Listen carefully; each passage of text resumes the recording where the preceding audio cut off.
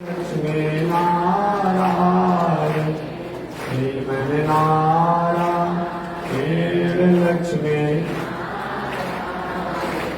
श्रीमन्नारायण नारायण नारायण श्रीमन्नारायण नारायण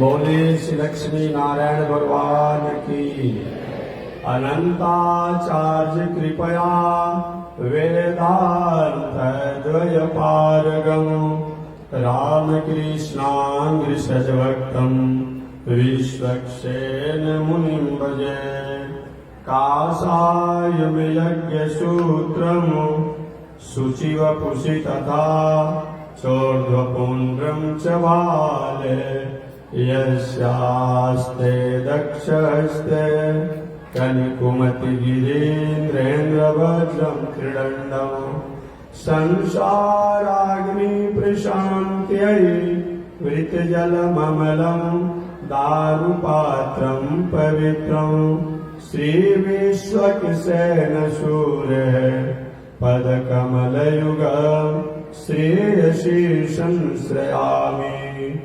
लक्ष्मीनाथसमारम्भाम् नाथयामुनिमध्यमाम् अस्मदाचार्यपर्यन्ताम् वन्दे गुरुपरम्पराम् नारायणाय विद्महे वासुदेवाय धीमहि तन्नो विष्णुः प्रचोदयात् महालक्ष्म्यै च विद्महे विष्णुपत्न्यै च धीमहि तन्नो लक्ष्मी प्रचोदयात् तन्नो लक्ष्मी प्रचोदयात्। परमाराध्य श्री लक्ष्मी नारायण भगवान नित्य वंदनीय पूज्य गुरुदेव श्री त्रिदंडी स्वामी जी महाराज के युगल चरणों में कोटिशः नमन। भगवत भागवत आचार्य कैंकर्य पारायण महानुभाव पावन भूमि पर पावन कथा को श्रवण किया जा रहा है। पावन कथा प्रसंग अंतर्गत श्री सुखदेव जी कथा सुनाते हुए राजा परीक्षित से कहे, हे परीक्षित, धन्य है यह भारतवर्ष भारत खंड, धन्य है जम्बू द्वीप, जिस जम्बू द्वीप अंतर्गत भारतवर्ष खंड में भगवान अवतार लेते हैं और किसी खंडों में वर्ष में भगवान का अवतार नहीं होता है। एक बार कुछ महानुभाव ने ऐसे ही कथा को सुनकर के प्रश्न किया था किसी संत से, महाराज जी भगवान भी आपका पक्षपाती है क्या? किम? अरे भगवान भी का भारतीय वर्ष में केवल जन्म लेते हैं, भारतवर्ष खंड ही में जन्म लेते हैं, ये पक्षपात नहीं है। जब इतना दुनिया लंबा चौड़ा है तो भगवान को आगे भारतीय वर्ष में क्यों जन्म लेते हैं? महात्मा ने अपने तरीका से जवाब दिया, लेकिन मैं आप लोगों को इसके बारे में जवाब क्या देना है, समझाना।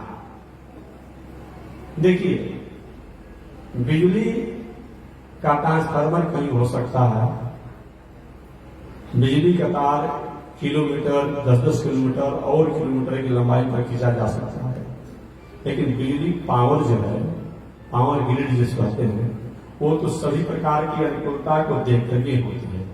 जहां पर उसके ईंधन जुटाने में सुविधा हो, जहां पर उसके ईंधन जलने के बाद उसको कोई रखने का स्टॉक रखने की सुविधा हो, जहां कम से कम सस्ता में वो प्लांट बैठाने की सुविधा मिल जाए, कर्मचारी भी इसको करने वाले सुविधा से मिल जाए, वही ना बिजली प्लांट बैठता है। ट्रांसफार्मर जगह जगह हो सकते हैं, बिजली का बोर्ड भी घर घर में हो सकता है, और बिजली का बॉल भी हर रूम में हो सकता है, लेकिन पावर ग्रिड बिजली तो कहीं गिने चुने जगहों पर होता है, सब जगह उसको नहीं किया जा सकता है। अनुकूलता देख करके सारी अनुकूलता पावर ग्रिड की जो होनी चाहिए, अनुकूलता जब जहाँ मिलती है, पानी की व्यवस्था हो, ईंधन की व्यवस्था हो, मजदूरी की व्यवस्था हो, जमीन की व्यवस्था हो, जो होता है वो देखकर किया जाता है। तो इस मामला में भारत भूमि अच्छा है, यहाँ सभी प्रकार की अनुकूलता मिलती है।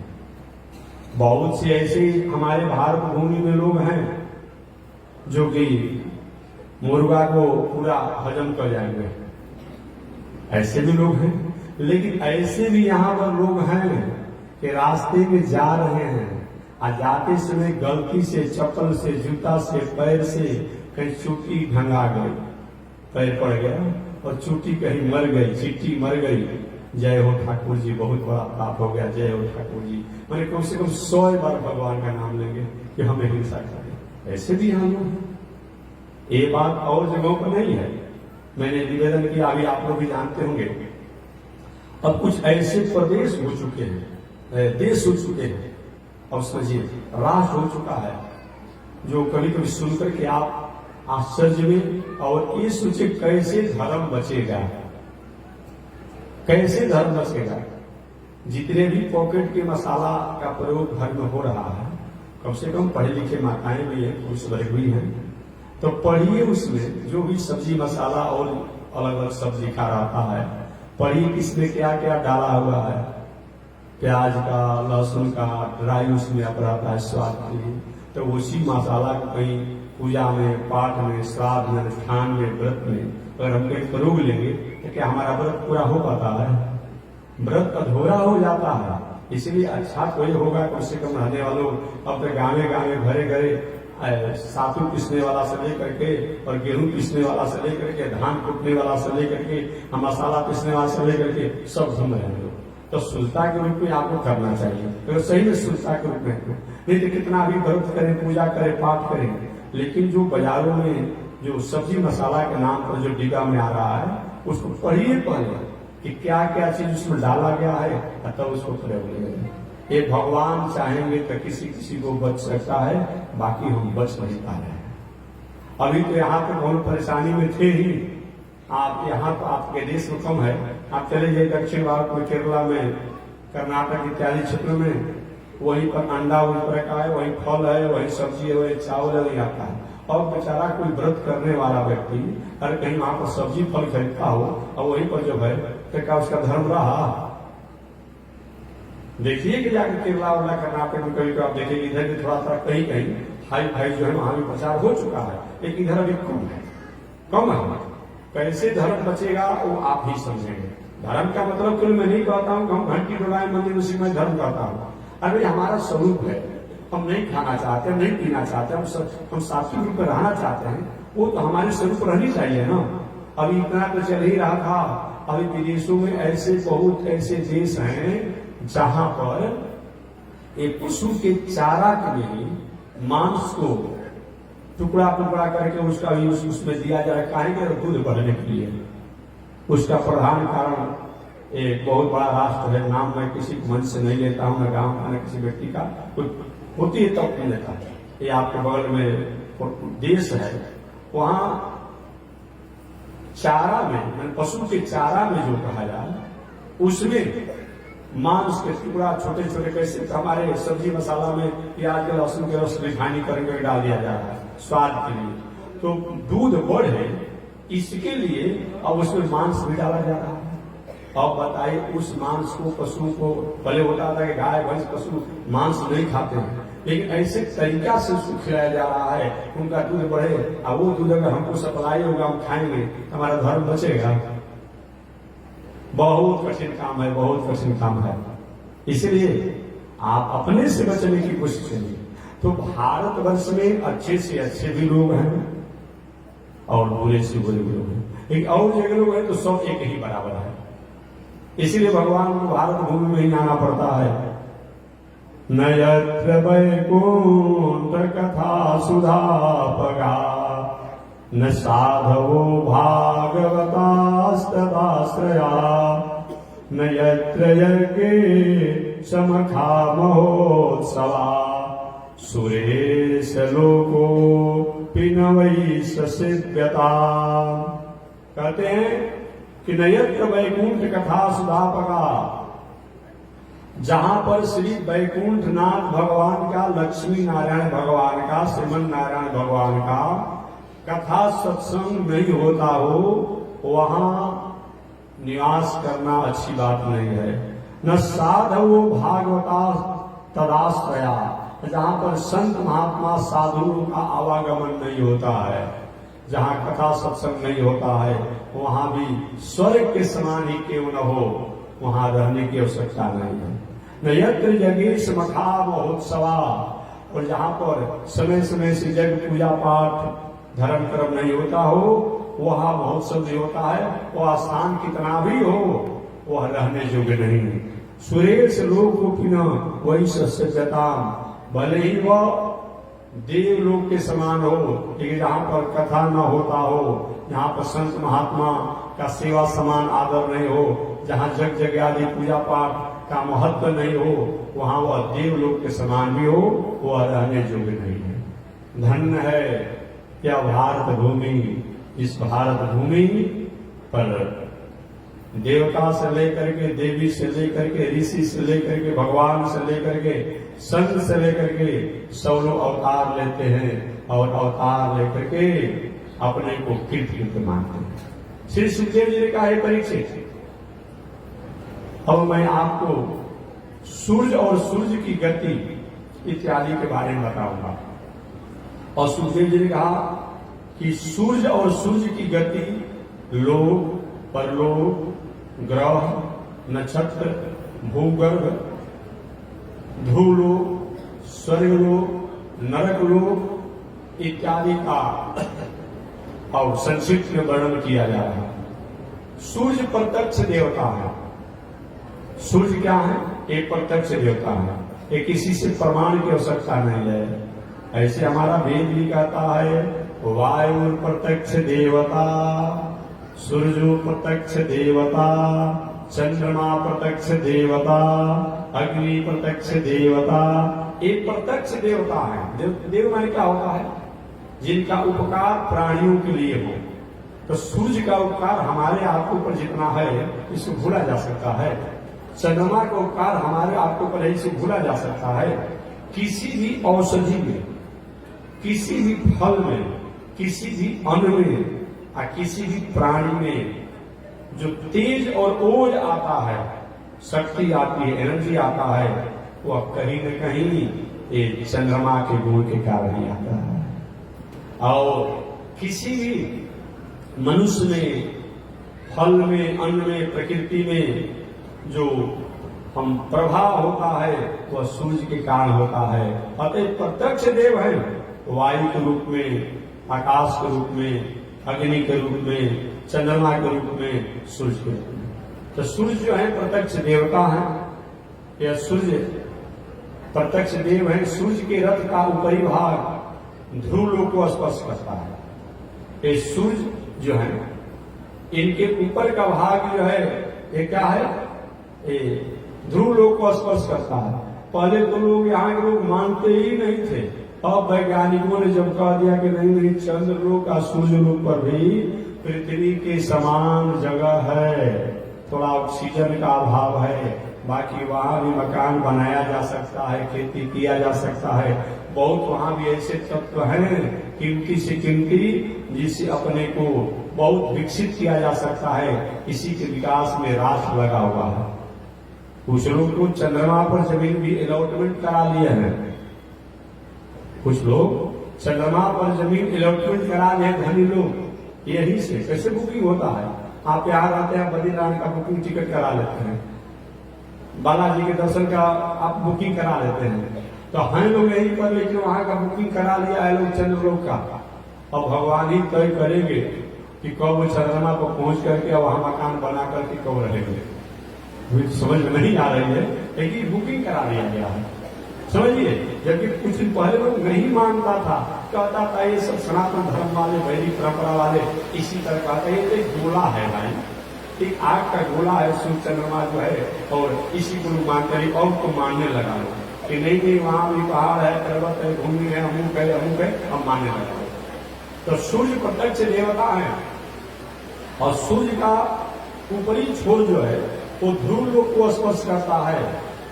सूर्य के रथ के 7 घोड़े हैं जो सातों छंद, और गरुड़ जी के बड़े भाई अरुण जी ये सूर्य के रथ के सारथी का काम करते हैं। सूर्य मंडल जो है, ये सूर्य मंडल का जो घेरा जो है, पूरा क्षेत्र जो है, ये लगभग 9,91,00,000 योजन का है। ये सूर्य का जो घेरा जो है 9,91,00,000 योजन का घेरा है। किलोमीटर में आपको बाद में गुणा कर लीजिएगा, बता देंगे सूत्र के अनुसार। आगे सूर्य जब 6 राशियों पर रहते हैं, सूर्य जब अपने 6 राशि पर रहते हैं तो उन्हें अयन कहते हैं। इस प्रकार 2 अयन होता है, एक उत्तरायण और दूसरा दक्षिणायन।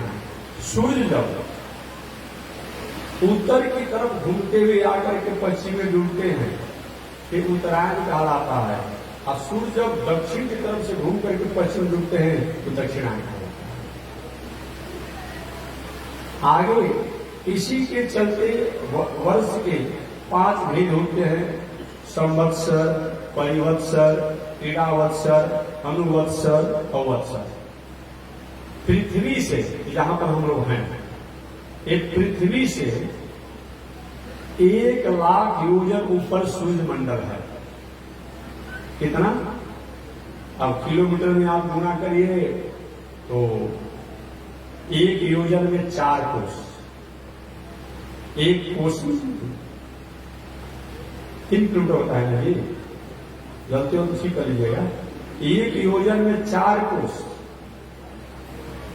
हाँ 1 योजन में 4 कोस, 4 कोस में 3 किलोमीटर, तो 4 आई 12, तो 12 का गुणा कर लीजिएगा जो मैं बोलूंगा। तो पृथ्वी से 1,00,000 योजन ऊपर, अब 1,00,000 में 12 का गुणा कर लीजिएगा, तो 1,00,000 योजन ऊपर सूर्य मंडल है, और सूर्य मंडल से 1,00,000 योजन ऊपर चंद्र मंडल है, चंद्रमा का लोक है। अभिजीवित सहित 28 नक्षत्र है। चंद्रमा से 3,00,000 योजन दूरी पर है, जो नक्षत्र जो है 3,00,000 योजन दूरी पर है। नक्षत्रों से शुक्र ग्रह 2,00,000 योजन दूर है, और शुक्र से 2,00,000 योजन दूर बुध है। बुध से 2,00,000 योजन दूरी पर मंगल ग्रह है, और मंगल से 2,00,000 योजन दूरी पर बृहस्पति ग्रह है। बृहस्पति से 2,00,000 योजन शनि ग्रह है ऊपर, और इस प्रकार पृथ्वी से लगभग 15,00,000 योजन की दूरी पर शनि ग्रह है। ये शनि देव जो है पृथ्वी से लगभग 15,00,000 योजन की दूरी पर है। तो 15,00,000 में आप 12 का गुणा कर लीजिएगा, कितना किलोमीटर हो रहा है। वह शनि भले दूसरों के लिए जो भी हो, ये सूर्य के बड़े पुत्र हैं। शनि जो है सूर्य के पुत्र हैं, और थोड़ा सा पिताजी से इनको बहुत अच्छा नहीं रहता, कभी कभी आज भी घर में भी होता है। इसका कारण क्या है अभी यहाँ तो प्रसंग नहीं है, लेकिन मैं सुना दूं कि सूर्य का प्रथम विवाह विश्वकर्मा की पुत्री, जो देवताओं के विश्वकर्मा है, त्वष्टा विश्वकर्मा, सूर्य का प्रथम विवाह देवताओं के विश्वकर्मा जो त्वष्टा है उनकी पुत्री संज्ञा के साथ हुआ था। तो सूर्य की प्रथम पत्नी से सत्यव्रत श्राद्ध देव वैवस्वत मनु, और दूसरे पुत्र जमराज, जो बाद में चलकर जम के नामों से जाने जाते थे, बाद में जमराज हो गए। और एक पुत्री हुई जिसका नाम पड़ा जमी, जो अगले जन्म में जमुना नदी बन गई। इसलिए आज भी लोग जमदूतिया के दिन जाकर के वृंदावन मथुरा में जमुना जी में स्नान करते हैं, और ऐसी मान्यता है कि जमदूतिया के दिन अगर जमुना जी में स्नान किया जाए भाई बहन, तो जमराज अपने बहन के प्रसन्नता के लिए जो उनको नरक में नहीं जाने देते हैं। आज बहुत से लोग जाकर के मथुरा में जमदूतिया के दिन भाई बहन जो होते हैं वो जाकर जमुना में स्नान करते हैं। तो पुनः एक बार जाने, सूर्य की प्रथम पत्नी संज्ञा से सत्यव्रत श्राद्ध वैवस्वत मनु, जमराज और एक जमी, बाद में जमुना हो गई। 3 संतान, 2 पुत्र 1 पुत्री हुई। सूर्य का दूसरा विवाह छाया के साथ हुआ। छाया से भी दो पुत्र हुए, सावर्णी मनु और शनि देव, और एक पुत्री हुई जिसका नाम पड़ा ताप्ती, जो बाद में नदी बन गई। और सूर्य का तीसरा विवाह जो हुआ, जो घोड़ी रूप में थी, उससे भी अश्विनी कुमार हुए, जो देवताओं के वैद्य बन गए। तो सूर्य के दूसरी पत्नी जो छाया जो है, ये छाया ये सूर्य की दूसरी पत्नी है। तो सूर्य कहीं थोड़ा दूसरी पत्नी से जो प्राप्त शनिदेव है, इनके प्रति इनकी उदासी रही व्यवहार में। आज भी जब एक दो विवाह हो जाता है तो कोई बड़े बेटा को मानता है, कोई छोटे को मानता है, कोई छोटे को मानता है तो बड़े को मानता है, ऐसा समाज में चलता है। शनि जी के प्रति उनकी भाव अच्छी नहीं थी, और एक बार तो शनि जी को उनकी माता सौतेली माता ने श्राप भेज दिया, जाओ तुम क्रूर ग्रह हो जाओ। इसलिए सूर्य के पुत्र होने के बाद भी शनिदेव क्रूर ग्रह हो गए। शनि के बारे में और भी आप जानते होंगे, जब इनका विवाह हुआ तब विवाह होने के बाद एक पत्नी के भवन में गए तो रात भर नीचे सीट करके बैठे ही रह गए। पत्नी जी सोच रही भाई प्रथम दिन का मिलन है, अब कुछ बोलेंगे, अब कुछ बोलेंगे, अब कुछ बोलेंगे, ये बोले ही नहीं। तो पत्नी ने सुबह सुबह लोगों ने पूछा, सहेलियों ने क्या वार्तालाप हुआ? कि वार्तालाप के बात तो छोड़िए, अब तो मुखमंडल भी हमारा नहीं देखे। तब पत्नी ने श्राप दिया शनिदेव को, हमसे विवाह करके भी हमारा मुंह आपने नहीं देखा, तो आज के बाद दूसरे किसी की तरफ आप देखेंगे उसका अनिष्ट हो जाएगा। इसीलिए शनिदेव उसके बाद अपने पत्नी के साथ के कारण किसी को देखते नहीं है। उनकी छाया पड़ जाती है तो किसी का अहित हो जाता है, और किसी को देख ले तो उसके तो अहित होने से तो रोक नहीं सकता है। हम सिर देखेंगे, फोटो कभी देखेंगे, शनिदेव का हमेशा सिर नीचे किया जाता है, किसी को देखते नहीं है। ऐसे शनिदेव सूर्य के पुत्र है। आगे शनि सूर्य के पुत्र है भगवान, लेकिन भगवान के भक्त हैं।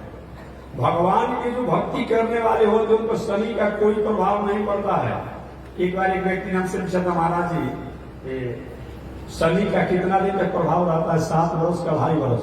हमने कहा कि पीढ़ी दर पीढ़ी रह सकता है, और 2.5 वर्ष से 7 वर्ष के बाद छोड़ दीजिएगा, और 2.5 वर्ष से 7 वर्ष के बाद छोड़ दीजिएगा, और नहीं तो 7 और 2.5 के बाद छोड़िए ना, वो 100 दिना में हट जाएंगे, 1.25 दिना में भी हट जाएंगे। 1.25 वर्ष और 2.5 वर्ष और 7 वर्ष के बाद तो छोड़ दीजिए, नहीं तो हटवे नहीं करेंगे। इसीलिए तो जब भगवान की भक्ति में कोई आता है तो शनि जी क्रूर ग्रह होने के बाद भी भगवान की भक्ति होने के कारण वो प्रसन्न हो जाते हैं कि मेरे स्वामी का ये भक्त है, अतः इसके लिए मैं मंगल करूंगा। अगर भगवान से प्रीति भक्ति नहीं होती है तब तो भाई अपने काल दशा के अनुसार कार्य करते रहते हैं। इस आगे यह हमारा देश जो है धर्म कर्म के लिए ही जाना जाता है। ऐसे पृथ्वी से लगभग 39 लाख योजन, याद रखिए, पृथ्वी से लगभग 39 लाख योजन, किलोमीटर में आप गुणा कर दीजिएगा कि 4 कोस एक योजन में 4 कोस होता है। क्या चीज? एक योजन में 4 कोस और एक कोस में 3 किलोमीटर। इस अनुसार आप गुणा कर लीजिएगा। तो पृथ्वी से 39 लाख योजन एवं सूर्य मंडल से 38 लाख योजन की दूरी पर, उन्हें एक बार जाने, जहां हम बैठे हैं ये पृथ्वी से 39 लाख योजन या सूर्य मंडल से 38 लाख योजन की दूरी पर ध्रुव लोक है। ये ध्रुव जी कथा मैं सुना दिया हूं। और ध्रुव लोक से 1 करोड़ योजन, 1 करोड़ योजन जो है महर लोक है, और महर लोक से 2 करोड़ योजन जल लोक है, और जल लोक से 8 करोड़ योजन जो है तपोलोक है, और तपोलोक से 12 करोड़ योजन सतलोक है, और सतलोक से 1 करोड़ 62 लाख योजन वैकुंठ भगवान का लोक है। अब गुणा कर लीजिएगा, 1 करोड़ 62 लाख में आप 12 का गुणा कर लीजिएगा, इतना किलोमीटर ये भगवान का वैकुंठ लोक है। सबसे ऊपर वही है। ये ऊपर का बात बता दिया गया। अब नीचे जहां हम पृथ्वी पर हैं, एक पृथ्वी से नीचे जो है 10-10 हजार योजन की दूरी पर एक लोक है। अतल, बीतल, सुतल, रसातल इत्यादि जो कहते हैं एकक लोक बताया गया है। 10-10 हजार योजन की दूरी पर एकक लोक है। और इस प्रकार अर्थात पृथ्वी से 10,000 योजन नीचे अतल लोक है। अब पृथ्वी से 10,000 योजन अतल लोक से 10,000 नीचे सुतल लोक है। और सुतल लोक से 10,000 योजन नीचे तलातल लोक है। और तलातल लोक से 10,000 योजन नीचे जो है ये महातल है। और महातल से 10,000 योजन नीचे रसातल लोक है। और रसातल लोक से 10,000 योजन नीचे जो है पताल लोक है। और पताल लोक से 30,000 योजन नीचे ये शेष जी का अनंत लोक है। और शेष जी का 1,000 खंड वही अपने व्रत आ गया कि आने वाला है ना, जो अनंत व्रत करते हैं आपको, वही शेष जी का अनंत जो है उनका जो है ये वहां रहते हैं। पताल लोक से 30,000 योजन नीचे शेष जी का अनंत लोक है। और शेष जी का 1,000 खंड वाला ये हैं। और 1,000 खंड से भगवान श्रीमन नारायण की आराधना पूजा करते रहते हैं। इन्हीं श्री शंकरषण या शेष जी को हम लोग सतयुग में अनंत के नामों से जानते हैं, त्रेता युग में लक्ष्मण के नामों से जानते हैं, द्वापर युग में बलराम के नामों से जानते हैं, और कलयुग में वही रामानुजाचार्य के नामों से जाने गए। इस प्रकार आगे श्री सुखदेव जी कहते हैं कि परीक्षित, ब्रह्म और जगत को जानने के लिए बार बार सदग्रंथों का अध्ययन करना और संत महात्माओं का संगम करना, भगवान की भक्ति को श्रवण करना, ये सब हमारे आपका स्वरूप है, हमारी संस्कृति है।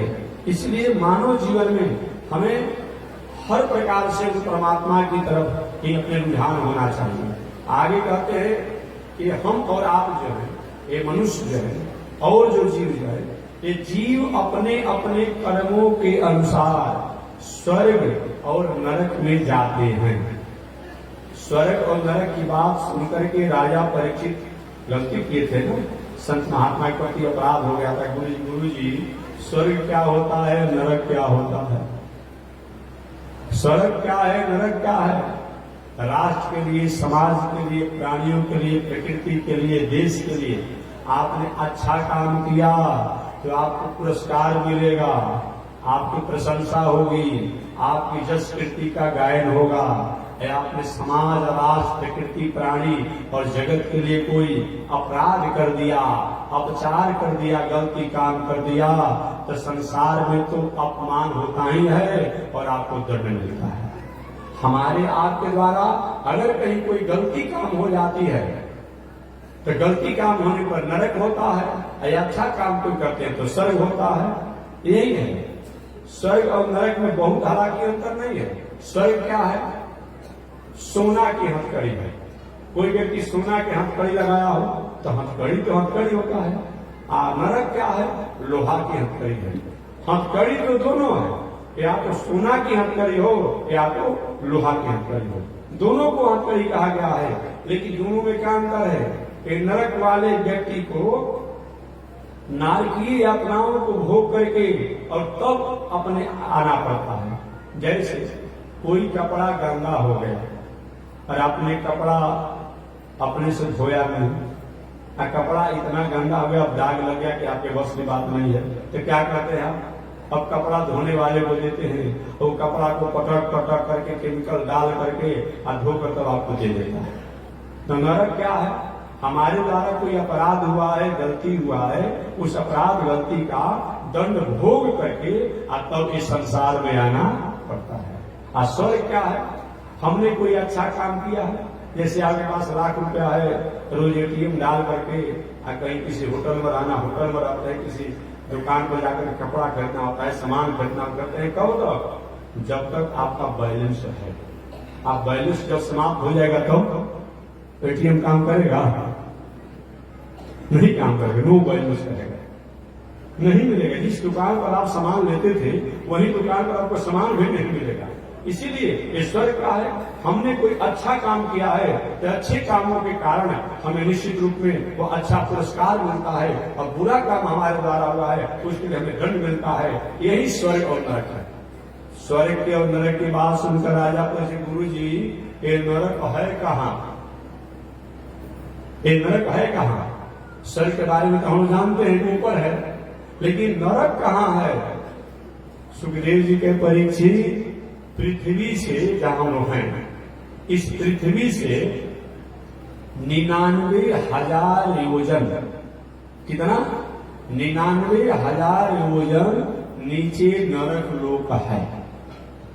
अब किलोमीटर में कर लिएगा, ये पृथ्वी से 99,000 योजन ये नरक लोक है, और वहीं पर अपने अपने कर्मों के अनुसार हमें नरक को भोगना पड़ता है। महाराज ये बताइए कि नरक में कौन कौन लोग जाते हैं, कैसे जाना पड़ता है, कौन कौन पाप होने पर, कौन कौन दोष होने पर, इसको बताइए।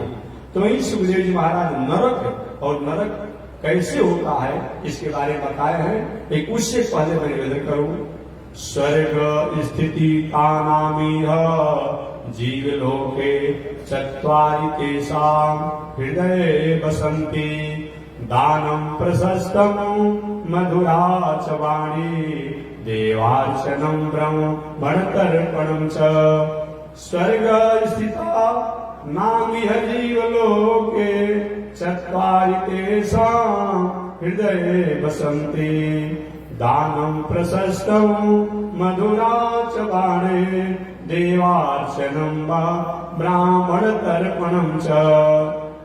स्वर्ग से आए हुए व्यक्ति की पहचान याद रखेगा, या स्वर्ग में जाने की लक्षण दोनों समझिएगा। किसे? स्वर्ग से आया हुआ व्यक्ति और स्वर्ग में जाने के जो लक्षण है बताया गया है। स्वर्ग स्थितानि कहते हैं कि स्वर्ग से आए व्यक्ति विनम्र होता है, या जो विनम्र रहता है वह स्वर्ग में जाने का अधिकारी है। उसका संस्कार अच्छा होता है, वह सदाचार का पालन करता है, ईश्वर ब्राह्मण वेद धर्म में निष्ठा रखता है, दानी होता है, हित और मधुरभाषी होता है, और उसके हृदय में सभी प्रकार के सात्विक गुण और आचरण रहते हैं। याद रखिए, ये स्वर्ग से आया हुआ व्यक्ति और स्वर्ग में जाने का अधिकार होने का एक है। और नरक से आए हुए व्यक्ति नरक में ही जाएगा, उसका भी लक्षण बताया गया है। कार्पण्य वृत्ते सुजने सुनिंदा कुचैलता नीच जने सुभक्ति अतीव रोषा कटुका च वाणी नरस्य चिह्नं नरस्य चिह्नं नरकागतस्य।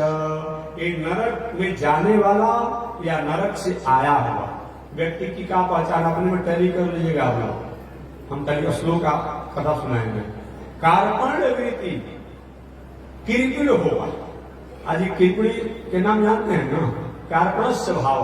अरे हमारे पास साधन नहीं है, अगर है तो ये कृपण नहीं कहा जाएगा, लेकिन हमारे पास वस्तु व्यवस्था रहते हुए कितना घर परिवार में लोग होते हैं, अब तो थोड़ा कम हो गया होगा, नहीं तो क्या हो, घर में अच्छा चावल रहेगा लेकिन भोजन क्या बनेगा, खुद ही का बनेगा।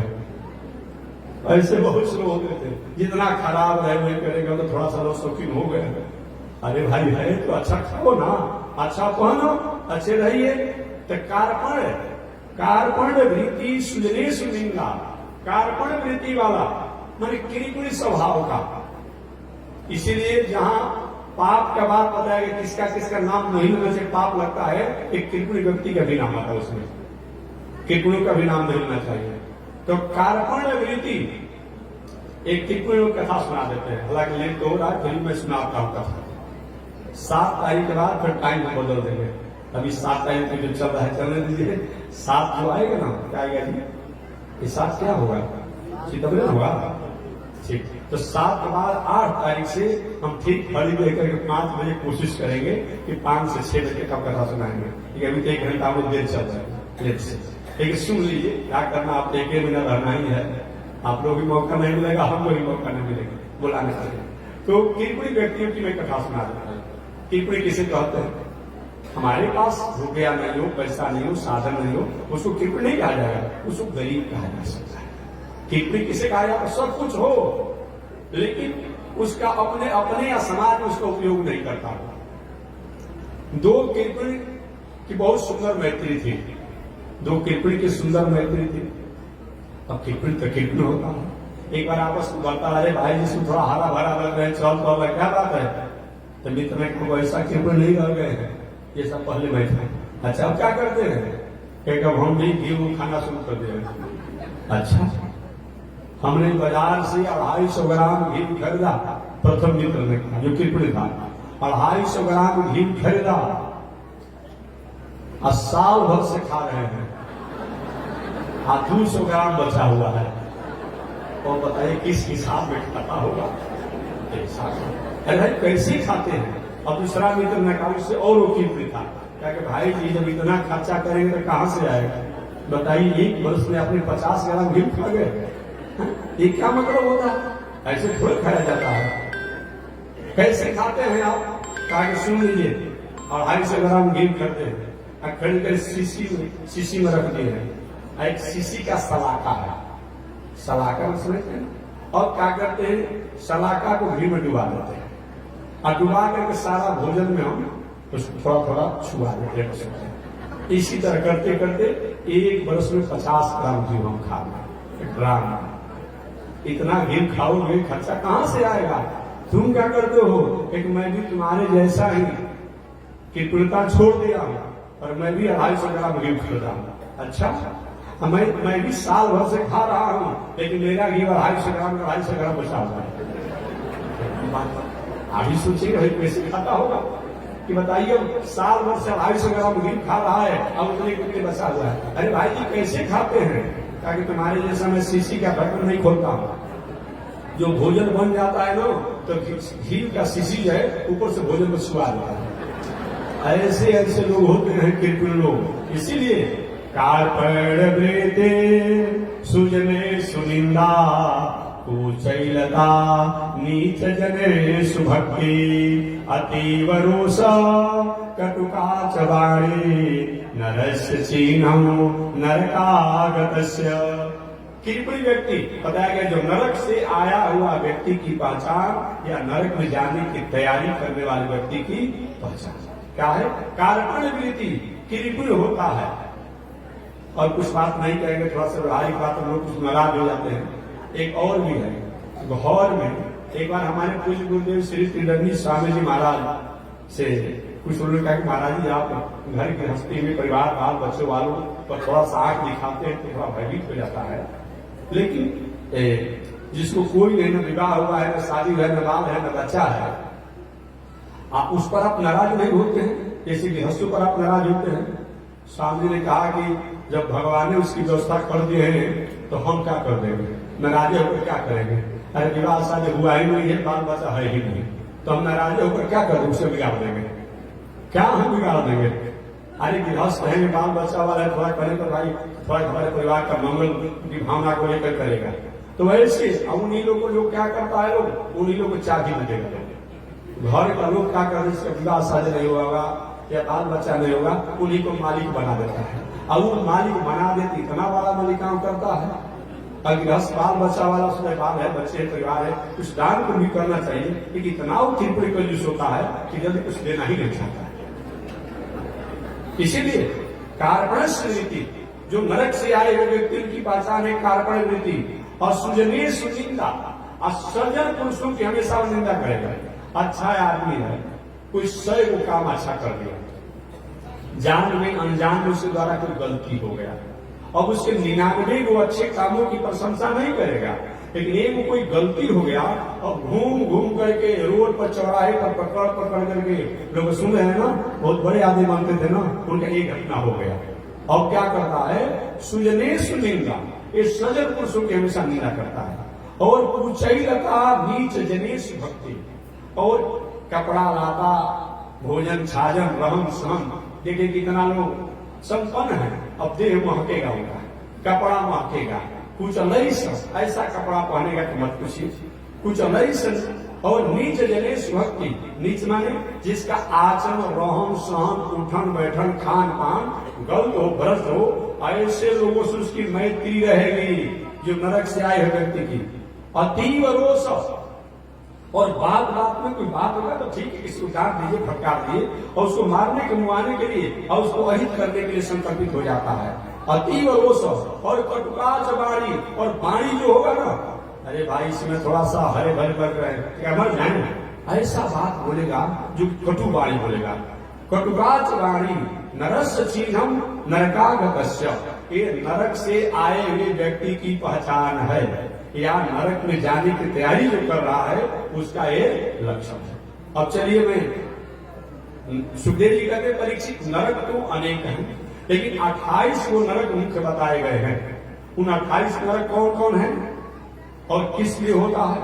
सबसे प्रथम नरक का नाम है तामिश्र नरक। जो मनुष्य अपने वैवाहिक पत्नी को त्याग करके, अपनी मर्यादित पत्नी को त्याग करके और दूसरे स्त्री के साथ अपना जीवन जीता है, वो मर करके तामिश्र नाम के नरक में जाता है। वो तामिश्र नाम के नरक में पील, पैखाना, खून इत्यादि का जो गढ़ा रहता है और उसी में उसको ढकेल दिया जाता है, गंध से दुर्गंध से रहता है, हमेशा परेशान हो जाता है, ऐसे नरक को प्राप्त करता है। दूसरा व्यक्ति अंगतामिश्र, जो व्यक्ति किसी स्त्री को, बहन को, शिष्या को कोई प्रलोभ देकर के, कोई लोभ देकर के, प्रपंच करके उसके साथ गलत व्यवहार करता है, वह बड़ी बड़ी यातनाओं को भोग करके घोर अंगतामिश्र नाम के नरक में जाता है। तीसरा रौरव नरक, जो पुरुष खाओ पियो मौज करो इसी में रहता है, अपने परिवार के अहंकार में रहता है, दूसरे प्राणियों को हनन करता है, वो रौरव नाम के नरक में जाता है, वहां हिंसक जीव उसे कष्ट पहुंचाते हैं। चौथा महारौरव नरक है, जो पुरुष स्त्री मांस खाते हैं और अनेक प्रकार के गलत खान पान करते हैं, वो महारौरव नाम के नरक में जाते हैं। वहां क्रूर जीव जो होते हैं उनके मांस को नोच कर खाते हैं। कुंभी पाक नाम के नरक, जो मनुष्य अपना पेट पालने के लिए, पेट भरने के लिए, परिवार को भरण पोषण करने के लिए पशु पंछी, बकरा बकरी, मुर्गा मुर्गी इत्यादि को मारता है, खाता है, उसे कुंभी पाक नाम के नरक में जाना पड़ता है। जैसे कभी कभी आपने पूरी बेल करके कढ़ाई में डाल दिया तो फूल जाता है, फिर जाता है पूरी ना, उसी प्रकार वो जीव को वहां पर उसी प्रकार छान दिया जाता है, तड़पते रहता है, बचाओ कौन बचाने जाएगा। एक कुंभी पाक नाम का नरक है। और छठवें नरक का नाम है कालसूत्र, जो माता पिता ब्राह्मण वेद धर्म मूर्ति पूजा का विरोध करता है, वो कालसूत्र नाम के नरक में जाता है, वहां अग्नि के ज्वाला से उन्हें तपाया जाता है। असी पत्र वन नामक नरक, जो वैदिक मार्गों को छोड़ करके अधन और पद के लोग में पाखंड धर्मों को अपनाता है, वो असीपत्र वन नाम के नरक में जाता है, वहां उसे अनेक प्रकार से कष्ट दिए जाते हैं। सुकर मुख नाम के नरक, जो राज कर्मचारी होकर के और प्रजा का काम नहीं करता है, अपने कर्तव्य का पालन नहीं करता है, सही रूप में कार्य नहीं करता है, वो सुकर मुख नाम के नरक में जाता है। उसको कोलू में पेड़ के वहां पर बहुत प्रकार से सताया जाता है। अंधकूप नाम के नरक, जो मच्छर खटमल मक्खी इत्यादि छोटे छोटे सूक्ष्म जीवों को मारता है, वो अंधकूप नाम के नरक में जाता है।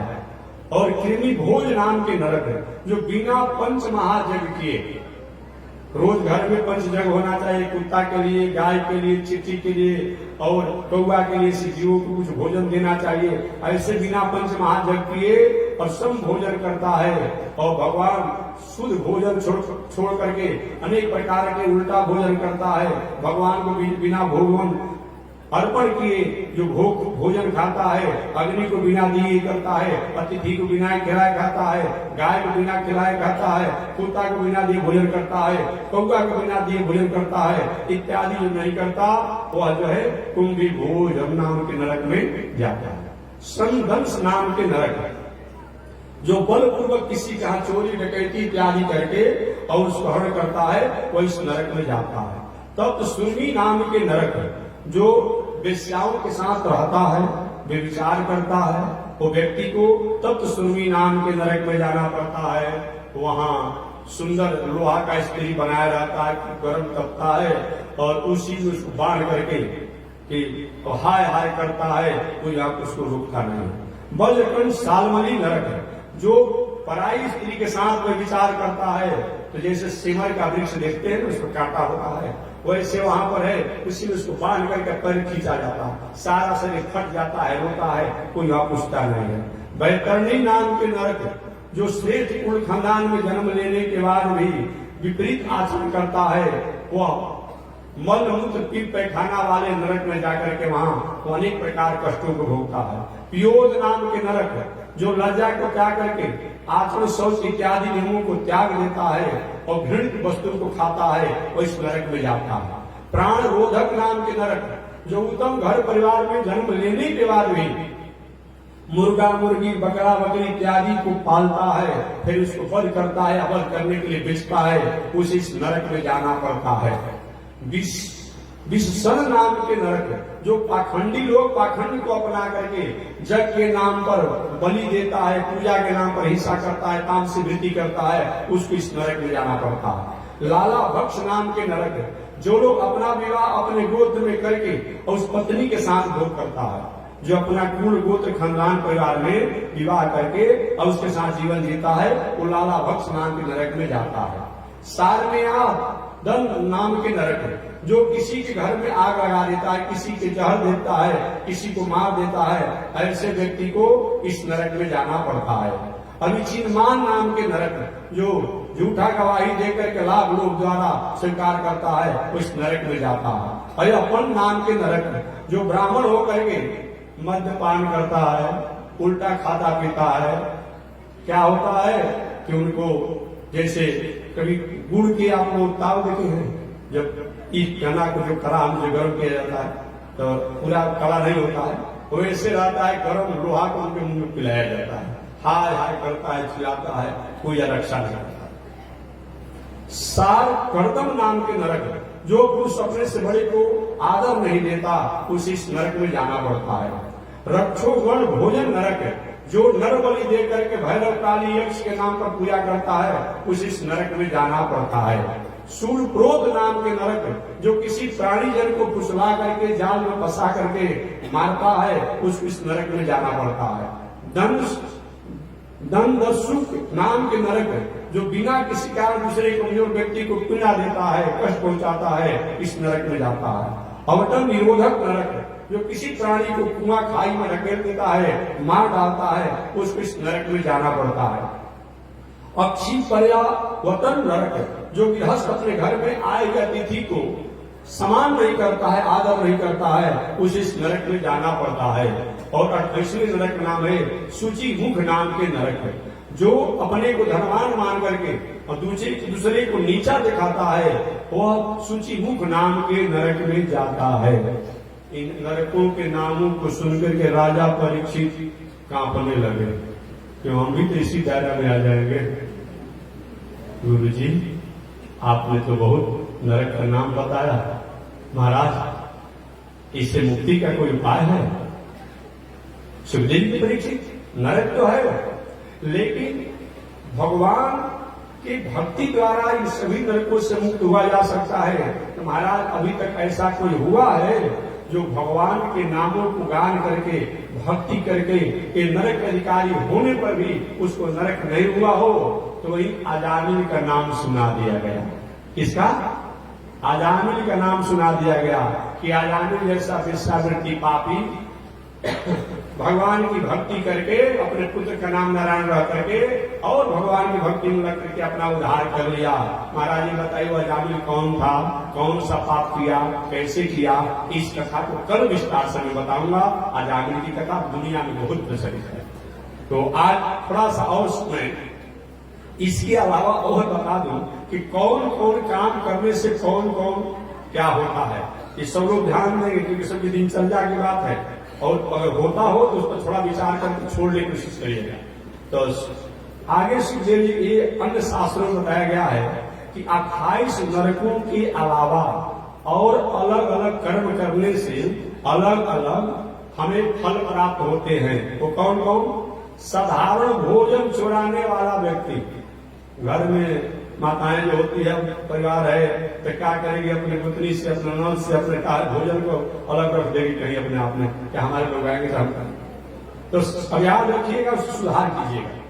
ये कथा सुनाने का मतलब हमारा बहुत तात्पर्य नहीं है। तात्पर्य कोई त्रुटि हो उसको सुधार कर दिया जाए। एक मिनट, चलिए मैं तेजी में सुना रहा हूं, अब हम सुनिएगा।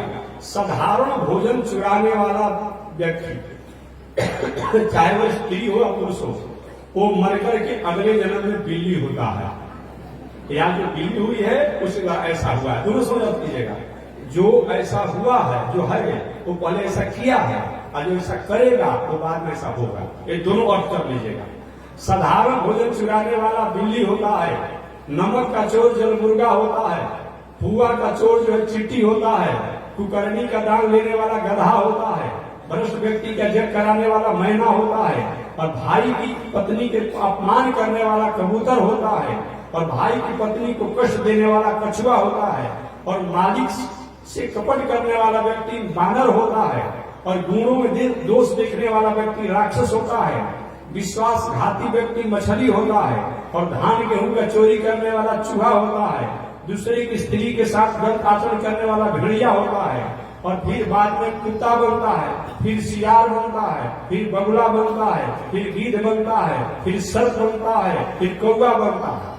इतना जो नहीं होता उसको विश्वासघाती होता है। भाई की पत्नी से गलत आचरण करने वाला कोयल बनता है, मालिक या राजपत्नी से गलत आचरण करने वाला सुअर होता है, जग पूजा पाठ विवाह में विघ्न पहुंचाने वाला व्यक्ति एवं दोबारा कन्यादान इत्यादि की जो संकल्प करता है वह नरक में जाता है, और भगवान श्रीमन नारायण के बिना भोग लगाए भोजन करने वाला मरकर के कौवा होता है, ब्राह्मण की पत्नी से गलत आचरण करने वाला अधम जोनि को प्राप्त करता है, भोजन चोरी करने वाला मक्खी बनता है, और बैल के अंडकोश की नसबंदी करने वाला नपुंसक बनता है। फिर वो व्यक्ति अगले जन्म में लूढ़ा, लंगड़ा, अंधा, बधिर, टीबी इत्यादि का रोगी होता है, गुदा का रोगी होता है, सुगंधित वस्तु का चोरी करने वाला वो सुंदर होता है, ब्राह्मण की हत्या करने वाला पांडु रोगी होता है, गाय का वध करने वाला कुष्ठ रोगी होता है, पिता की हत्या करने वाला चेतनाहीन रोगी होता है,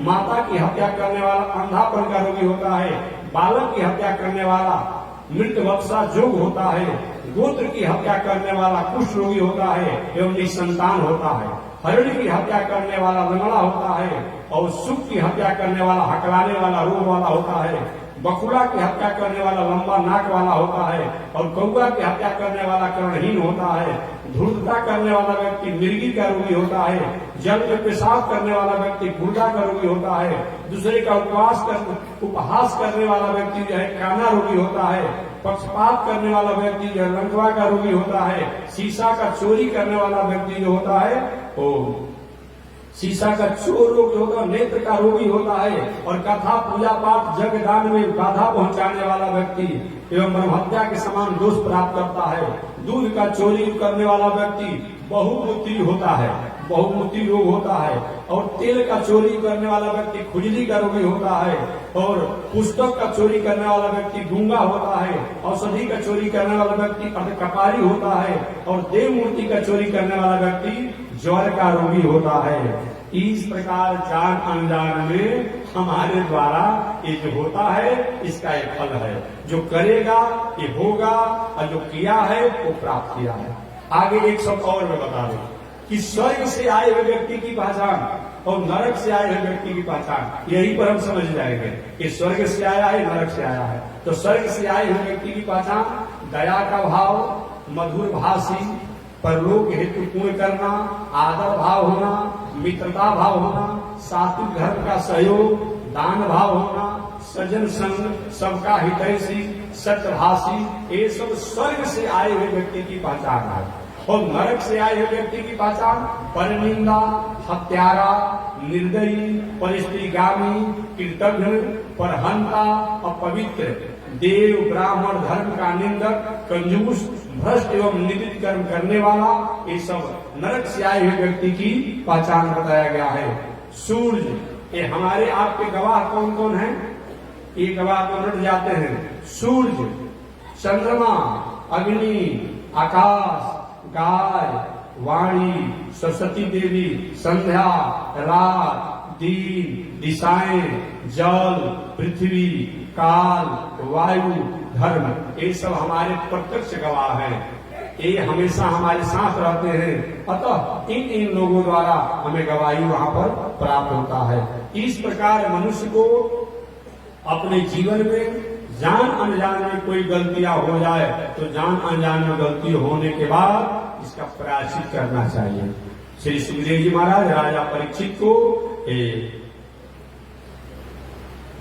मनवंतर हमारे मनु जी महाराज शंभु मनु प्रिय व्रत अवतार पाद की पावन वंश परंपरा और उनके द्वारा समुद्र, पृथ्वी, जल इत्यादि की जो व्यवस्था किया गया और इसके लिए प्राणियों के लिए, पृथ्वी के लिए जो मंगल काम किए, इसकी उन्होंने पावन कथा को सुनाया।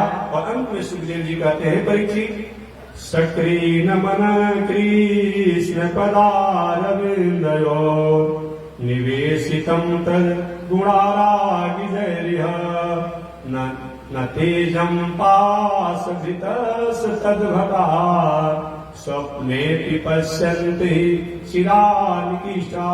हे परीक्षित, भले ही इतने नरक है, लेकिन जो भगवान के चरणारविंद का एक बार भी स्वाद चख लिया, एक बार उनके चरणों में भक्ति प्रपत्ति करके हमेशा हमेशा के लिए उनका हो जाता है, तो स्वप्न में भी जमराज उनकी चर्चा नहीं करते हैं, जमलोक में नरक में जाने नहीं पड़ता है। इसलिए मानव के कल्याण के लिए कलियुग में सबसे श्रेष्ठ अगर कोई है वो भगवान के नामों का उच्चारण, कीर्तन, संकीर्तन, स्मरण करते हुए रहना चाहिए।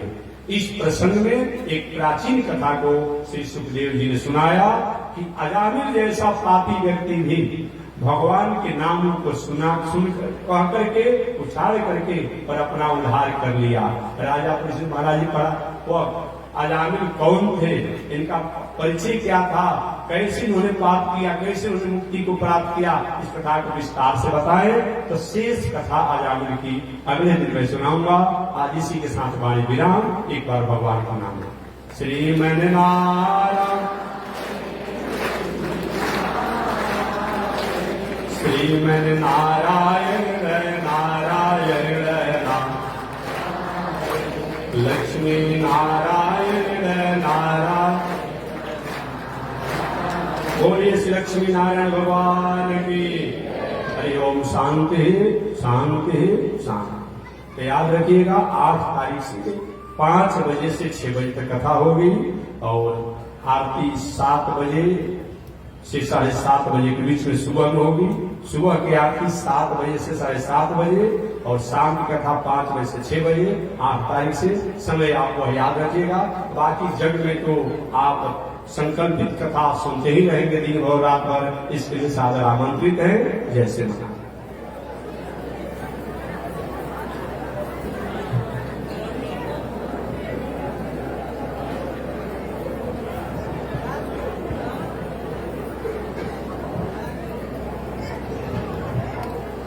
ओम चंद्रमा मनसो जातः चक्षो सूरजो अजायत श्रोत्राद्वायुष प्राणसमुखादग्निरजायत श्रीशुते लक्ष्मी शवदन्यामहोरात्रे आर्षे नक्षत्राणि रूपमस्मिनो यातं ईश्वरिकाण मोमयिकाण सर्वलोकं मयिकाण कासायं यज्ञसूत्रं शुचिवपुषितदा चौर्धपुण्यं च वाले दस्यास्ते दक्षस्ते कलिकुमतिगिरीन्द्रेन्द्रवर्षं कृदण्डं संसाराग्निप्रशान्ते मृतजलममलं दारुपात्रं पवित्रं श्रीविश्वक्सेनसूरे फलकमलयुगं श्रेयसे संश्रयामि अमर्यादशूद्रशलमतिरसोयाब्दसवभो कृतघ्नो दुरमाणि स्मरपरवशो वञ्चनपर विशंसाभावेश कथमामिदो दूगजलदे तपाराधूत्रीगस्तव परिजनेयमुदरणयो। लक्ष्मीनारायण भगवान की, विश्व राजा श्री त्रिदंडी स्वामी महाराज की। हरि ओम। शांति शांति शांति।